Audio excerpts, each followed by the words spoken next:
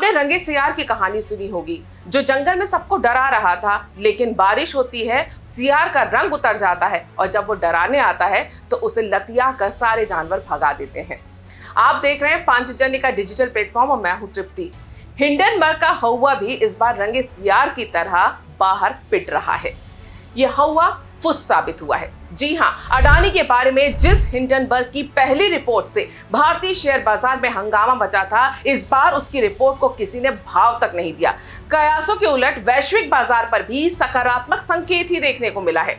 Hindenburg ने नई report में सेबी प्रमुख और उनके पति के साथ साथ अडानी पर आरोप लगाए थे। उनको लग रहा था कि ये आरोप हंगामा मचा देंगे और जैसे पिछले बार बाजार धड़ाम से गिरा था, इस बार भी धड़ाम से गिरेगा, लेकिन हुआ एकदम उल्टा।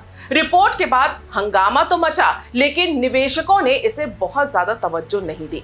हिंडनबर्ग के आरोपों पर बुच और उनके पति धवल ने आरोपों को निराधार बताया। दंपति ने कहा कि हिंडनबर्ग सेबी की विश्वसनीयता पर हमला कर रही है। वहीं अडानी समूह ने हिंडनबर्ग रिसर्च के ताजा आरोपों को दुर्भावनापूर्ण और चुनिंदा सार्वजनिक सूचनाओं से छेड़छाड़ करने वाला बताया। हिंडनबर्ग एक शॉर्ट सेलर कंपनी है जिसका काम है कंपनियों का नुकसान करवाकर उससे फायदा कमाना। जनवरी 2023 में अडानी के खिलाफ रिपोर्ट पेश करके अडानी का नुकसान करवाकर इसी हिंडनबर्ग ने 34 करोड़ से ज्यादा की कमाई की थी। नुकसान करवाना और इससे फायदा कमाना, और यही हिंडनबर्ग का धंधा है।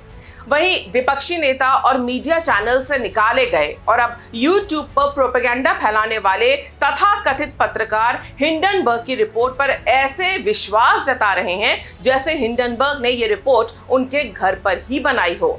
हिंडन नदी से पिछले बार वो खोद कर पानी लाए थे और हिंडनबर्ग के नाम पर गंगा जल बताकर उसे बेचा भी था, लेकिन इस बार इसे नाले का पानी बताकर लोग इन्हें भी दुत्कार रहे हैं। भारत की कंपनियों और भारत की संस्था को जब भी बदनाम करने का प्रयास किया जाता है तो ये ही चुनिंदा पत्रकार और राहुल गांधी जैसे विपक्षी नेता उस प्रयास को खाद पानी देकर देश में भ्रम फैलाने का कोई मौका नहीं छोड़ते। जो राहुल गांधी आज भारत के बाजार में निवेश नहीं करने की बात कर रहे हैं, वही राहुल गांधी बाजार से करोड़ों रुपए का फायदा कमाते हैं। राहुल गांधी को बीते करीब 5 महीने में शेयर बाजार से 46.49 यानी करीब 46.5 लाख रुपए का मुनाफा हुआ है। राहुल ने इस साल लोकसभा चुनाव के दौरान नामांकन में यह कहा था कि 15 मार्च 2024 तक उनके शेयरों का बाजार मूल्य करीब 4.5 करोड़ रुपए था।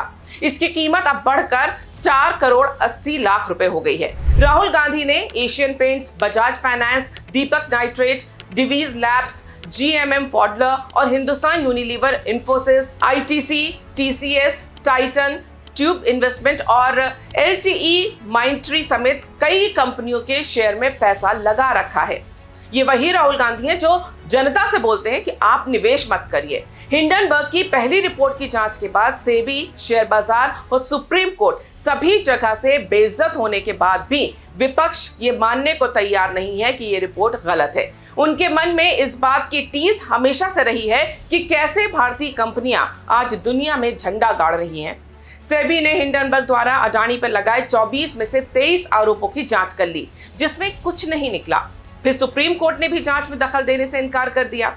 इसके बाद भी विपक्ष और तथाकथित पत्रकार सिर्फ भारतीय बाजार को बदनाम करने और जनता को भ्रम में डालने का काम कर रहे हैं, जिसका इस बार कोई असर नहीं होने वाला है। हिंडनबर्ग ने एक बार फिर से कोशिश की कि पिछले साल की तरह इस बार भी कोई बड़ा खुलासा करके भारतीय बाजार को नुकसान पहुंचाया जाए, लेकिन निवेशक अब विपक्ष और हिंडनबर्ग से ज्यादा समझदार हो चुका है और इसका बाजार पर कोई असर नहीं हुआ है। अगर आपको ये वीडियो पसंद आया तो हमारे चैनल को लाइक करें, शेयर करें, उसे सब्सक्राइब करें। नमस्कार।